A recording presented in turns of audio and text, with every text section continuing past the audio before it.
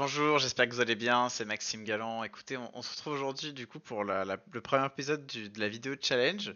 Tout simplement, je vais pour le fun essayer de refaire Crab Rave. Alors, normalement Crab Rave, tout le monde connaît, hein.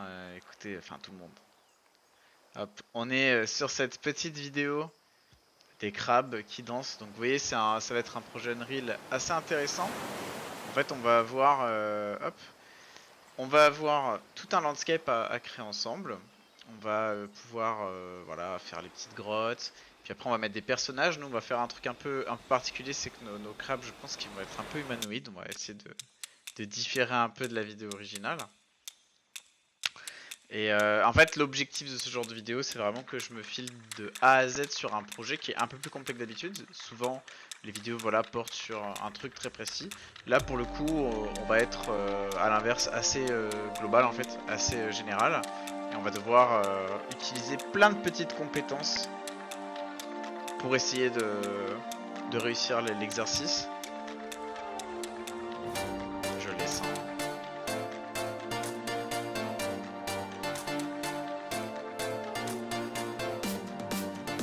Le but ça va vraiment être d'essayer voilà, de travailler le séquenceur, le lighting.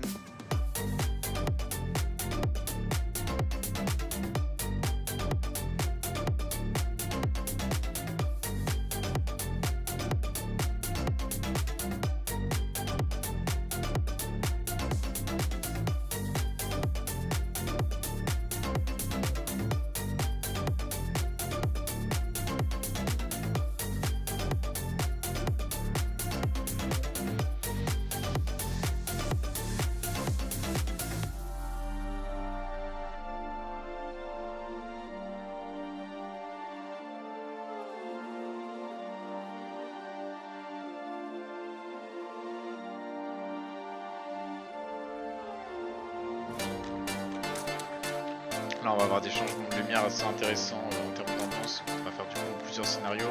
Je pense qu'on va utiliser les light levels, enfin les levels, les sub levels, et donc faire un level light là-dedans. C'est pas mal parce que ça va vraiment nous demander d'utiliser plein de compétences qu'on apprend en fait au fur et à mesure sur la chaîne depuis tous ces mois. Là on a un plan avec pas mal de fog.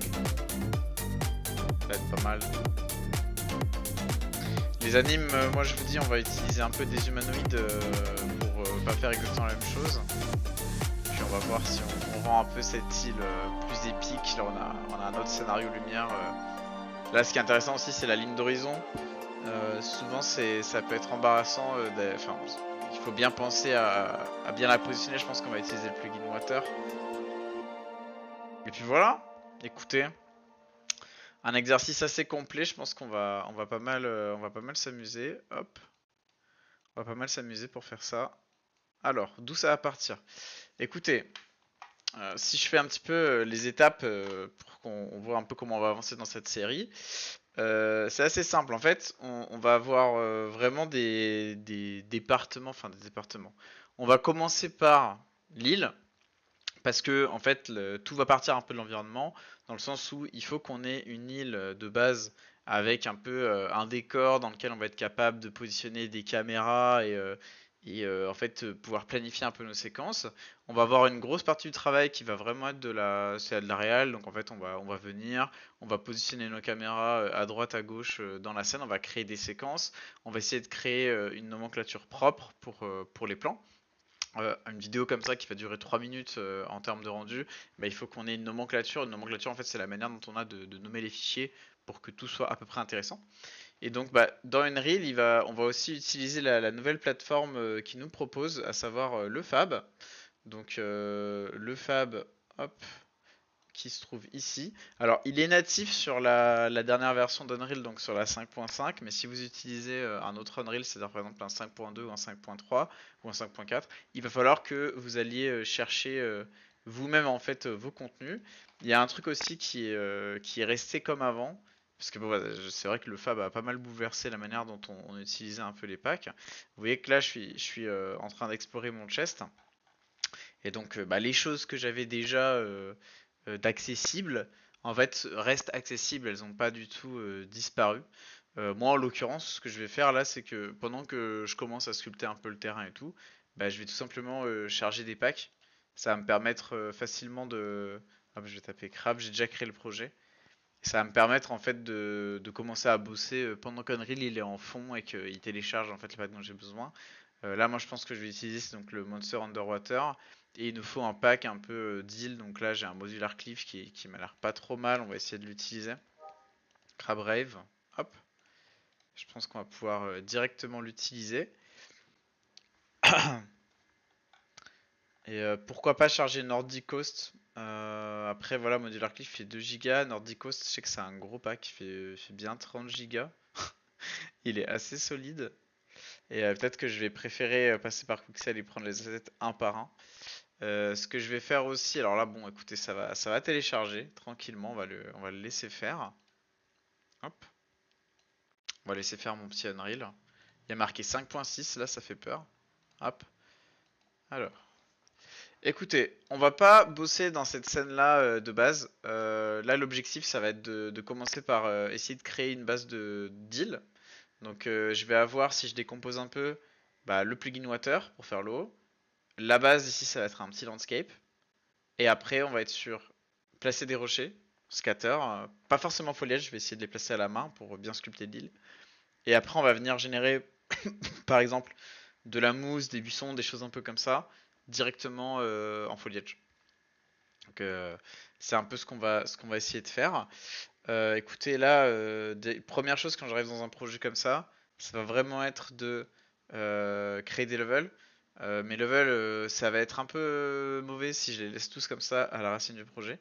Donc je vais l'appeler par exemple Main Island. Voilà, Main Island.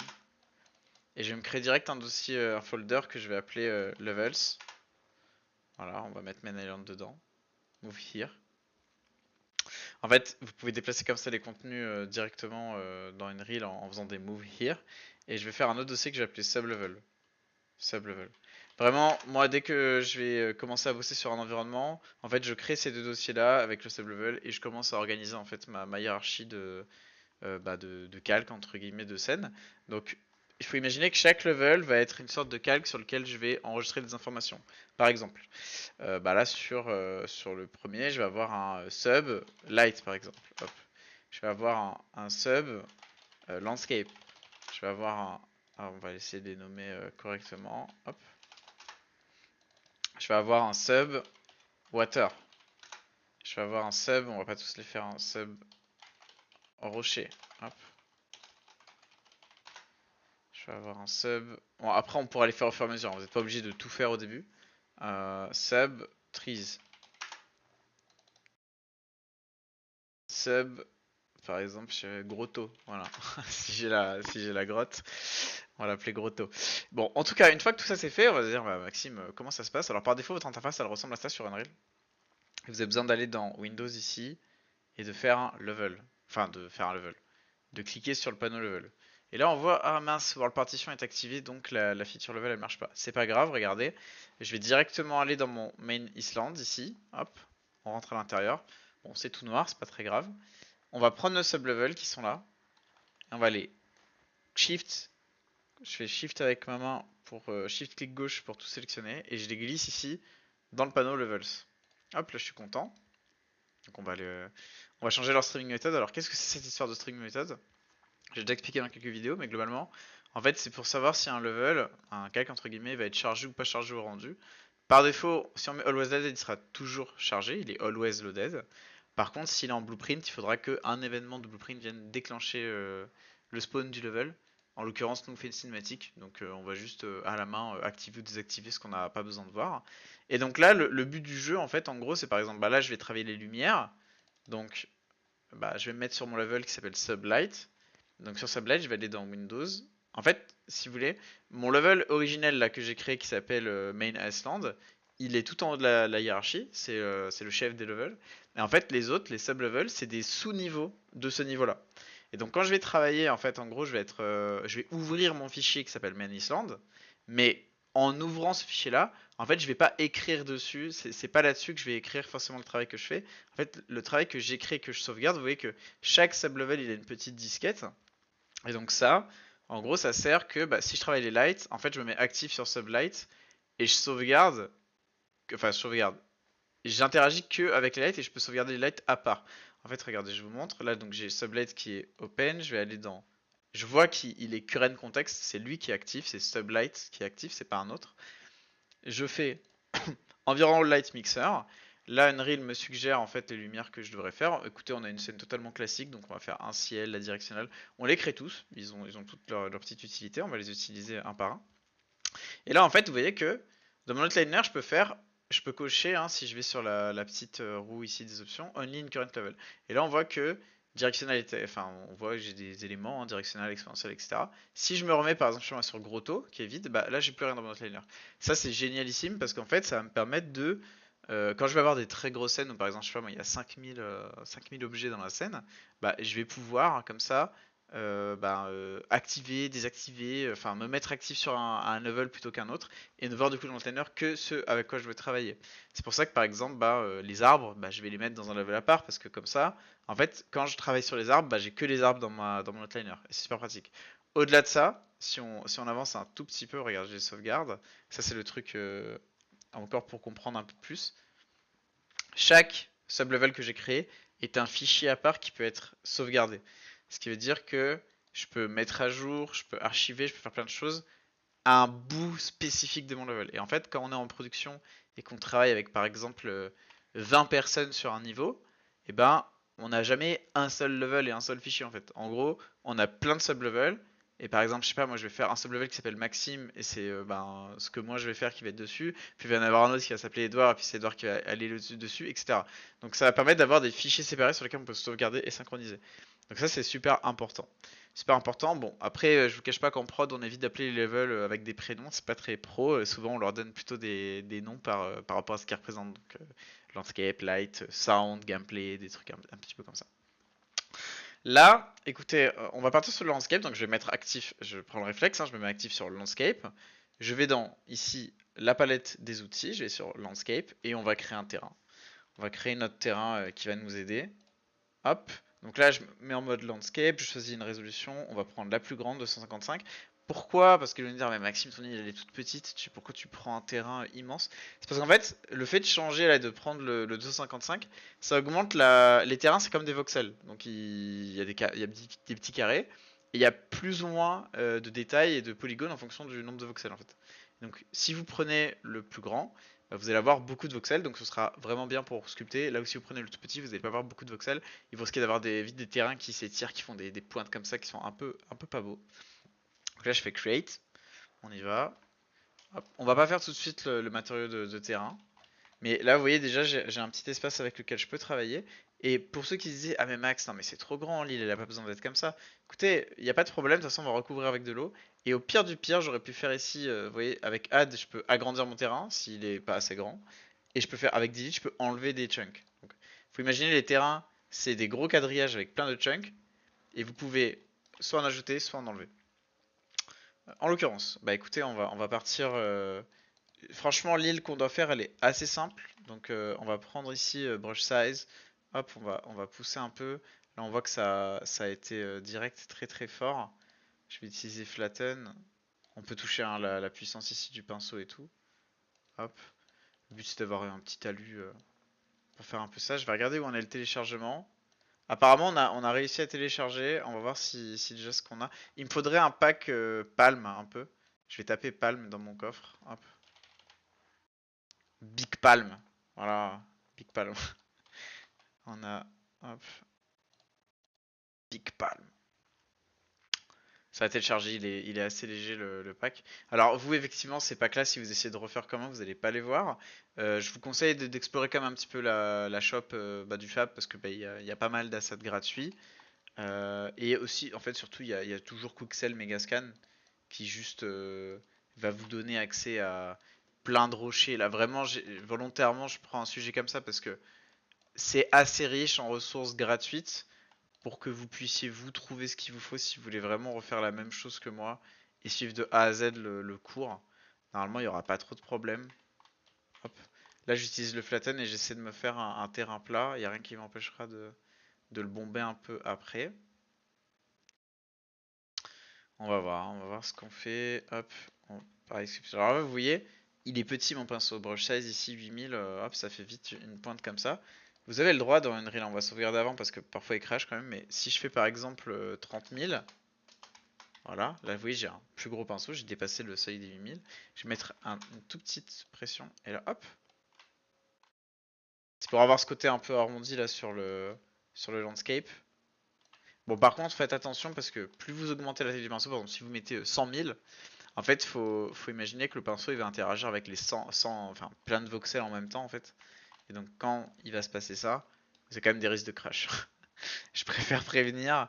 C'est pas pour rien qu'ils mettent des limites hein, dans les logiciels. Et si vous prenez un truc trop gros, ça peut potentiellement vous faire un crash. Donc je suis avec le smooth et le flatten et puis j'essaie un peu d'aplanir tout ça. Hop. Donc là, imaginons que je veux choper un sable, une petite texture de sable. Bah, ce que je vais faire, c'est faire Windows, aller dans le Fab. Dans le Fab, je vais taper Send. On va réussir. Je mets en plein écran. Hop, je vais taper Send. Hop. Écoutez, on va taper plage, hein, Sand plage. Puis on va regarder un petit peu. Apparemment, celui-là est thaïlandais. J'aime pas trop le rendu. Replayed, moi j'aime bien Replayed. Alors en fait, ça fait des petites vaguelettes, c'est pas exceptionnel.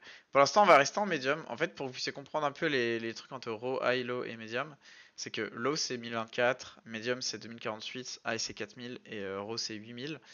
Et là vraiment, vous devez être vraiment vraiment vigilant quand vous faites ça parce que vous voyez, si on est en 1024 pixels par 1024, on est à un peu plus d'1 million de pixels. Si on est en 2048 par 2048, on est à un peu plus de 4 millions de pixels, donc c'est le 2K est 4 fois plus grand, c'est du carré que le 1K. Par contre, le 8K, regardez, 8000, hop, 8180. Je suis nul en fait, attendez, je sais pas faire. C'est ça, hein. C'est 4096 x 2, ça fait 8192, excusez-moi. 8192 x 2, pas du tout, mais je fais n'importe quoi. 8192 par 8192, on va réussir à faire des maths. 67 millions de pixels. Donc le RAW là ici, le 8K, si c'est un RAW en 8K, il est 68 fois plus gros que le low. Il est pas genre 4 fois plus gros, il est 68 fois plus gros. Et ça vraiment vous devez être vigilant parce que en fait ça crée des projets Unreal avec des tailles stratosphériques de fichiers qui après sont impartageables quand vous. Déjà ça prend de la place dans les disques durs, dans l'hard drive. Et puis après quand vous êtes là et puis que vous voulez travailler avec vos collègues, vos amis et que vous voulez leur envoyer le projet, euh, ça devient quand même vite beaucoup plus compliqué. Excusez-moi. Ça devient vite beaucoup plus compliqué quand même. Bon, là j'ai pris 2-3 sables, le but c'est pas de détailler le sable le plus possible.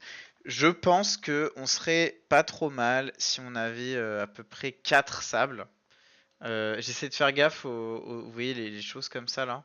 Ça risque de beaucoup se voir en répétition en fait si je multiplie la texture. Donc j'essaie d'avoir un truc qui est assez. En fait, quand je choisis ma texture, je vais choisir une texture qui lorsqu'elle se répète, on remarque pas trop qu'elle se répète.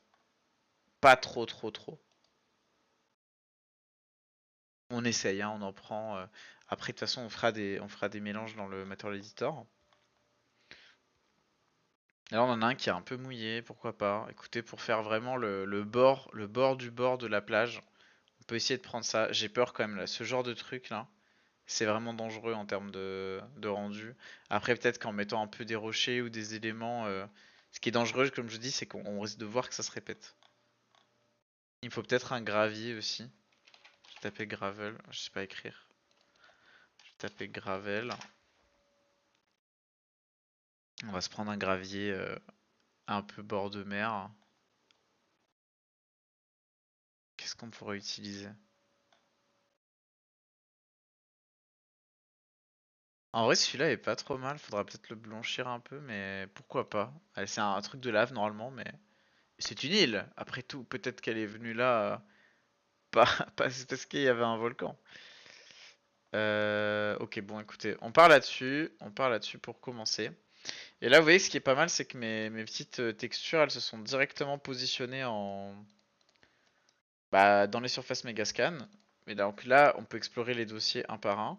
Moi, généralement, ce que je fais, c'est je me prends pas trop la tête. J'arrive ici, je prends un filtre texture et je vois tout. Voilà, je suis content.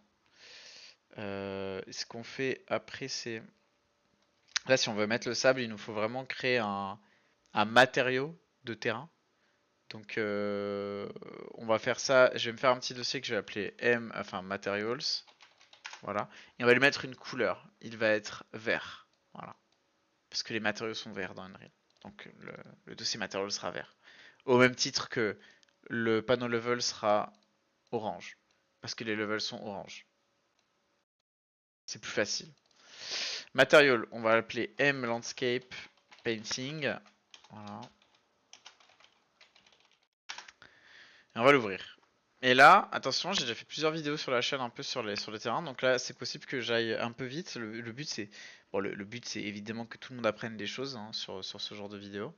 Mais le but, c'est pas forcément de reproduire un tuto que j'ai déjà fait. Donc je vais peut-être expliquer un peu rapidement. Globalement, les terrains ont des coordonnées particulières. Je vais devoir utiliser un Landscape Layer Chord pour localiser en fait ce que je peins. En fait, le Landscape Layer Chord, il va gérer les UV du terrain. Landscape Layer Chord, vraiment, ça veut dire que quand j'ai créé des calques et vouloir peindre quelque part, bah, lui va savoir localiser. Théoriquement, tous les terrains que vous allez faire enfin tous les matériaux de terrain que vous allez faire, vous allez systématiquement avoir un Landscape Layer Chord. Vous verrez, hein, il se connecte toujours dans les UV des textures. Et après, je vais avoir un Landscape Layer Blend qui lui, en fait, va me permettre de créer les calques. Je pense que je vais en faire 3-4 à peu près. Donc je crée mon Landscape Layer Blend et là je viens, je sélectionne, je clique les petits plus ici. Si je veux 4 calques, bah, je fais 4 index. Et là, bah écoutez, on va leur donner des noms. Hein. Moi je vais les appeler A, B, C et D. Franchement, c'est le plus simple. J'évite les noms à type 1, 2, 3, 4 parce que bah, quand vous dupliquez un truc qui s'appelle A, bah, il s'appelle A1. Un truc qui s'appelle B, il s'appelle B1.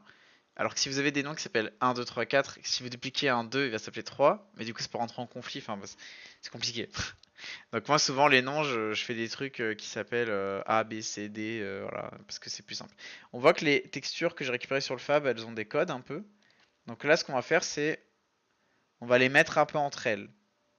Par exemple, là, ici, hop, le replay de sand, on va le mettre là, on va trier comme ça. Pareil, hop, on va en prendre un troisième, pareil, et on va prendre le gravier. Hop. Le gravier, on verra après. Hop, je vais faire que des sables pour l'instant. Donc là, elles sont entre elles. Cool. Maintenant, qu'est-ce que je fais? Ben, il va falloir les mettre dans le bon ordre pour pas se mélanger. Parce qu'en fait, en gros, on va avoir plusieurs Landscape Layer Blend ici. En fait, en réalité, on va en avoir un par canal. Donc là, en l'occurrence, on va avoir Base Color, Normal, Occlusion, Roughness. Et Displacement, on verra si on le fait ou pas. Mais déjà, ça fait 4. Et donc, bah, si en A, je mets par exemple la première texture de sable, sur la base color, hop, regardez, j'essaye, et ben, admettons celui-là c'est le blender, en gros le blend des base color, bah en fait, le blend des normales doit lui aussi recevoir bah, la même texture correspondante pour le calque A en fait. Donc c'est important de les mettre dans l'ordre. Je vais faire ça comme ça, regardez, je les mets sur le côté, hop, et je vais prendre de l'espace, il faut vraiment prendre de l'espace quand vous êtes dans le Material Editor, comme ça il n'y a pas trop de problème. Donc là, dans l'ordre, 1, 2, 3, 4. En fait, vous voyez, je les range. Donc, ce que j'ai fait pour les base color ici en haut, je vais faire la même chose pour les normales. Donc, hop, dans le même ordre. Et après, pour les ORM, les ORDP, pardon, on va faire la même chose. 1, 2, 3, 4 ou A, B, C, D. Mon landscape layer cord va se connecter dans chaque texture. Sample. On va être content. Alors, vous voyez, je teste un format où je laisse vraiment. En fait, mon but, c'est pas tellement de faire une vidéo rapide là, comme d'habitude. Là, mon objectif, c'est vraiment de montrer tout mon workflow pour que vous vous puissiez vraiment faire la même chose que moi. Là, dans les Landscape Layer Blend, je connecte A, B, C, D. Vous voyez, j'ai un ordre, hein, A, B, C, D. Et donc, je fais strictement la même chose. Je répète, pourquoi il y en a plusieurs des Landscape Layer Blend? Il y en a plusieurs parce que chaque Layer Blend contrôle un aspect du matériau. Lui va contrôler la couleur, lui va contrôler la normale, le relief, lui va contrôler la rugosité ou l'occlusion, et le dernier, pareil, la rugosité et l'occlusion. Alors là, on a une map bizarre, regardez, elle est jaune. Elle, on peut pas la connecter en mode... Enfin, on peut, mais il faut pas le faire. Le mode RGB, en fait, regardez. Elle est rigolote, celle-là, ou pas. C'est qu'en fait, on a plusieurs calques qui sont... C'est une ORM, en fait, ce n'est pas une ERDP, c'est bien une ORM. Donc, c'est la métallique, en fait, qui est dernière. Mais globalement, on a trois calques d'informations. On a... Elle s'appelle ORM, ça veut dire occlusion, roughness et metalness. Et donc, si je regarde le calque rouge, en fait, qui est le premier, en fait, rouge égale occlusion. Parce qu'on m'envoie là, c'est une map d'occlusion que je regarde. Puis le vert m'envoie que c'est la rugosité. Et le noir, bah là, elle est intégralement noire parce qu'elle n'est pas métallique. Hein. Le métallique, ça. En fait, ces ORM là, les maps occlusion, roughness métallique, elles fonctionnent par niveau de gris.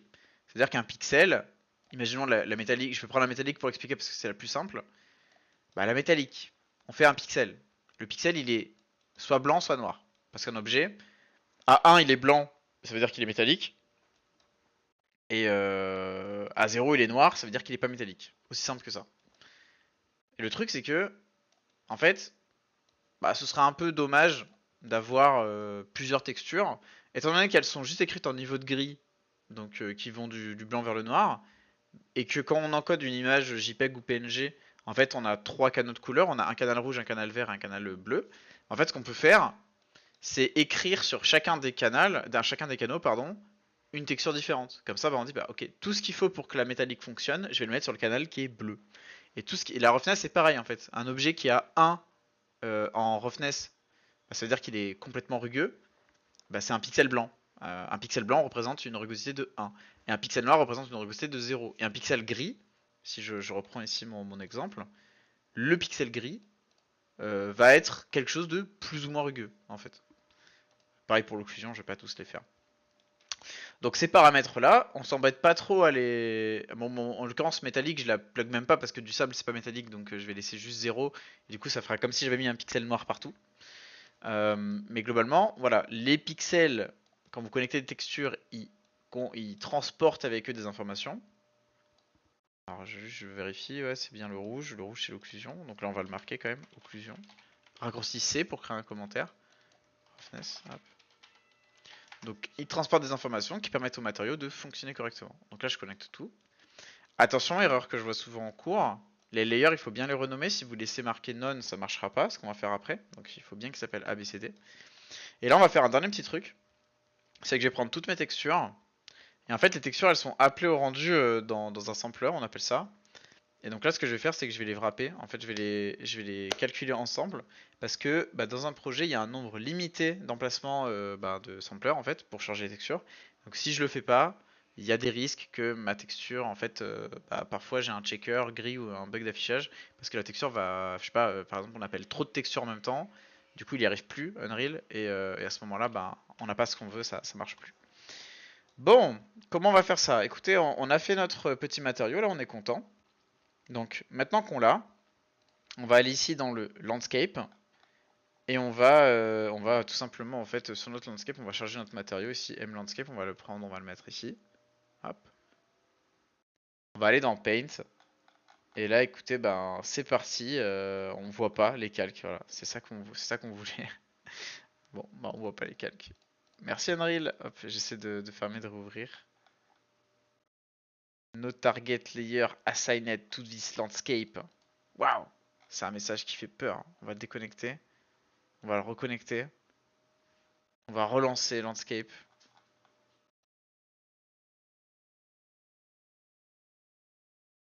Faire un petit plus Landscape Edit Layer.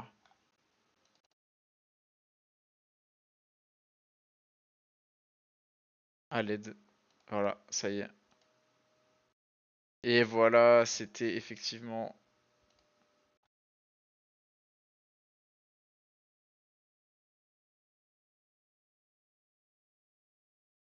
C'est notre magnifique 5.5, ça a un petit peu changé. Bah écoutez, c'est pas plus mal, je coupe pas au montage.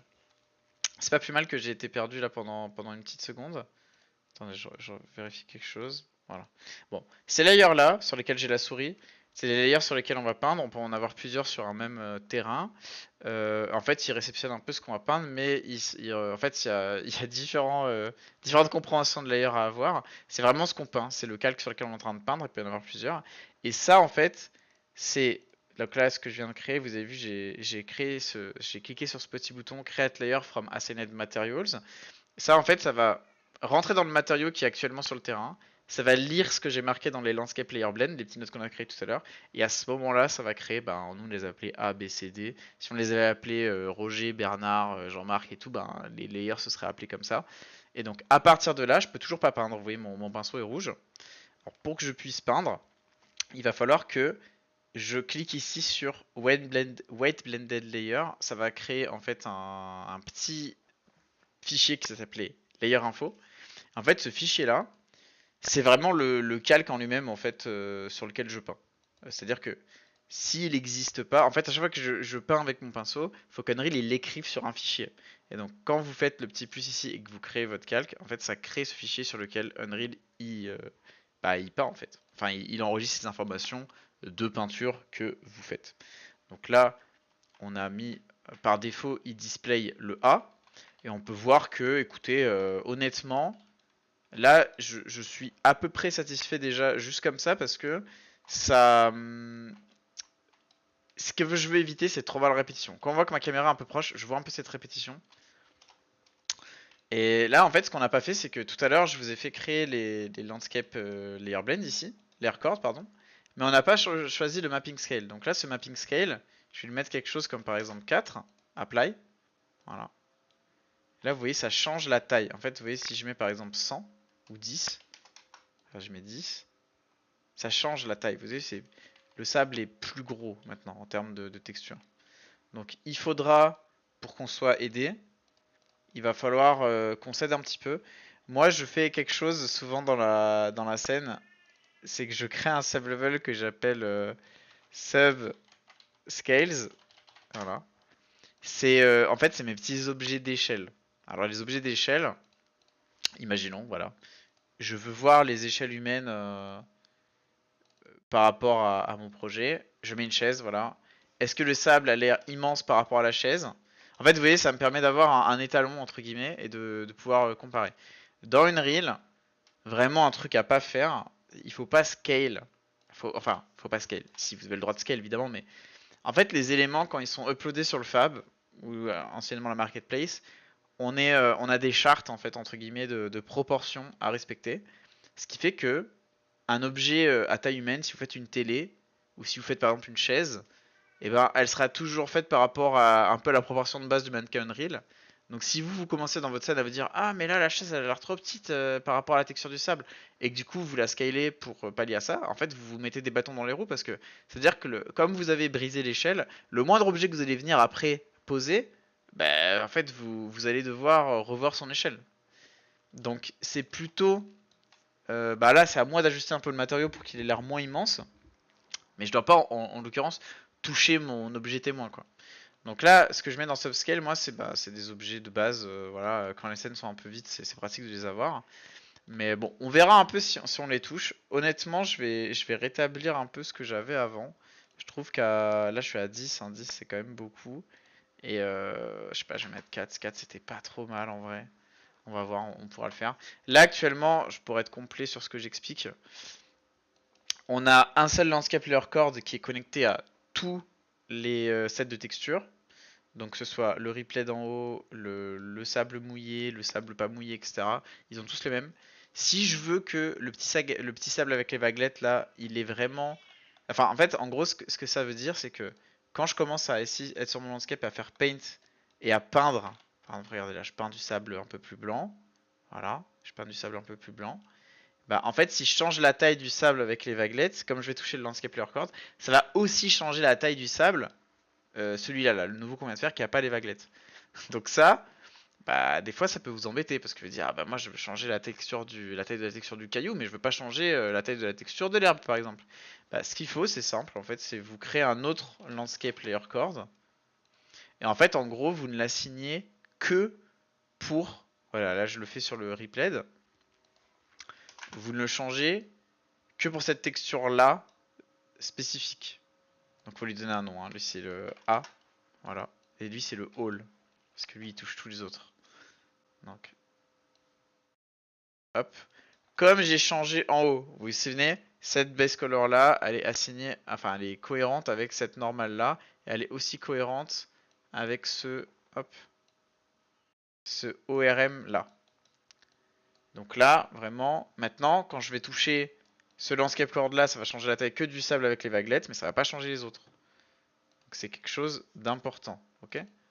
C'est quelque chose d'important et de pratique surtout. Il faut comprendre ce qu'on fait. C'est vraiment, moi, c'est ce que j'ai le plus envie de faire avec la chaîne, c'est que vous puissiez comprendre ce que vous faites. Il n'y a rien de pire qu'en fait aller suivre un tuto parce que voilà, le tuto fait ce que vous avez envie d'avoir comme résultat, mais en fait vous sortez du truc, vous n'avez pas compris ce que vous avez fait quoi. C'est pas comme ça vraiment qu'on apprend, je pense. Et malheureusement, c'est pas comme ça qu'on progresse. Alors, parfois ça arrive, hein, moi les blueprints, j'ai appris vraiment par mimétisme en essayant de refaire des choses que je voyais d'autres personnes faire. Mais quand même, c'est très long, hein. C'est très long d'apprendre comme ça. Savoir si la vidéo est de bonne qualité ou pas, c'est savoir si est-ce que la personne qui fait son truc a expliqué pourquoi elle l'a fait. Sur certains sujets, c'est accessible. Là, je pense que tout ce qu'on explique sur les calques et tout, en vrai, ça va. Sur les matériaux avancés, c'est un peu plus robuste des fois parce qu'il faut des compréhensions de ce que c'est un pixel. Des fois, il faut un peu des compréhensions un peu plus mathématiques sur le TCART. Mais honnêtement, voilà, en fait, sur le long terme, c'est pareil, il faut pas être trop pressé, quoi. La 3D, moi, je me souviens de la toute première chose que nous avait expliqué le tout premier prof que j'ai eu en 3D à l'époque, quand j'ai commencé à apprendre ça pour en faire mon métier. Il nous avait dit, la 3D, c'est des problèmes. La 3D, c'est des problèmes et il va falloir les résoudre. Voilà. Thierry Avlange. Je nomme la personne qui avait dit ça. Mais globalement, voilà, c'est vrai. C'est juste vrai. La 3D, c'est des problèmes et il faut un petit peu résoudre. Bon, écoutez, on fait une petite base. Ce sable est hyper lisse. C'est insane. Je pense qu'il va falloir peut-être faire un peu autre chose. Bon, écoutez, notre caillou, il est pas super beau. J'aimerais bien avoir un peu d'eau. Donc, ce qu'on va faire, c'est qu'on va aller ici dans les Windows. On va aller dans Plugins. Et on va tout simplement activer le plugin Water. Hop là. Water. Alors, Water, il est expérimental. On va pas prendre les extraits immédiatement. Je vais immédiatement envoyer le petit restart du projet. Faut essayer de pas crash. Et écoutez, du coup, ben, on a eu un petit crash. C'est pas grave, ça peut arriver de temps en temps. J'ai eu un petit crash son et vidéo, donc je réenregistre un tout petit peu par-dessus. Je passe en accéléré un petit peu ce que j'ai pu faire dans la vidéo, mais on a pu installer notre water custom, notre water body custom, et notamment étendre la zone rouge qui sert en fait à voir la ligne d'horizon de l'eau qui va être plus ou moins loin. Après, ce qu'on a fait, c'est que on a simplement un peu continué à construire la scène. On a été sur le fab pour chercher pas mal de petites ressources, notamment des cailloux. Pendant la vidéo, j'expliquais justement que en fait les rochers en 3D, j'allais préférer par exemple les télécharger en résolution brute ou high comparé aux textures que tout à l'heure on chopait en medium sur le fab. Parce que en fait ce que je peux faire avec des modèles 3D, c'est télécharger le modèle 3D en très haute qualité, donc qualité activée Nanite dessus. Et une fois que Nanite est activé et que en fait je suis en train d'utiliser le modèle dans la scène, je peux mettre un petit clamp qui va venir empêcher de charger des textures, voilà, des textures qui vont être par exemple qui vont faire 800 mégas et de charger les textures comme si c'était des textures en 2K, c'est-à-dire que dans les fichiers du projet en lui-même c'est assez lourd, mais en fait dans le vrai jeu, si c'est un jeu vidéo ou au rendu, quand je fais mon rendu, c'est pas si lourd que ça pour ma carte graphique et donc je suis capable de supporter le rendu correctement. Donc voilà en gros ce qu'on a fait. J'en profitais aussi dans la vidéo voilà, pour remercier tous ceux qui suivent cette petite vidéo qui est un peu plus longue que d'habitude. N'hésitez pas à vous abonner, n'hésitez pas à laisser un commentaire et surtout à venir sur le Discord. Je rappelle que jusqu'au 24 décembre, j'organise un petit jeu concours pour gagner jusqu'à 2 heures de coaching avec moi. Alors ce que j'appelle coaching, c'est dire tout et n'importe quoi, c'est vraiment on se met sur un logiciel de votre choix, on essaie de travailler un petit projet, on fait de la petite review d'un projet qui existe déjà. Voilà, on essaie de faire quelque chose en one-to-one. Et le but, vous, ça vous permet d'aller un peu plus loin et de partager un moment avec un pro. Donc voilà, n'hésitez pas à rejoindre le Discord. Je fais tourner le truc jusqu'au 24 décembre 2024. Si vous regardez cette vidéo 1 an plus tard ou 5 ans plus tard, je fais assez régulièrement des petites choses comme ça. Je vais en faire d'autres. Donc voilà, n'hésitez pas à venir sur le Discord pour voir l'actualité un peu de la communauté et où on en est. Écoutez, c'est à peu près tout pour cet épisode que je vais clôturer. On a trouvé des rochers qui étaient pas trop mal. On va pouvoir les utiliser là pour faire la scène. Et puis dans l'épisode suivant, on va voir jusqu'où on va. Je filme un peu au fur et à mesure pour que ça ait l'air assez naturel. Et j'essaie de pas trop toucher au montage. J'essaie de laisser un peu les erreurs ou les moments où je cherche un peu les fonctions parce que le but c'est de voir en fait comment ça évolue un projet à une vitesse réelle. C'est pas de faire, on va dire, une vidéo où on comprend pas trop ce que fait l'artiste qui est en train de créer. Et voilà, j'ai envie qu'on ait des échelles de temps qui sont assez immersives. Voilà. Merci à vous, et puis à très bientôt pour une prochaine vidéo. C'était Max, bye bye.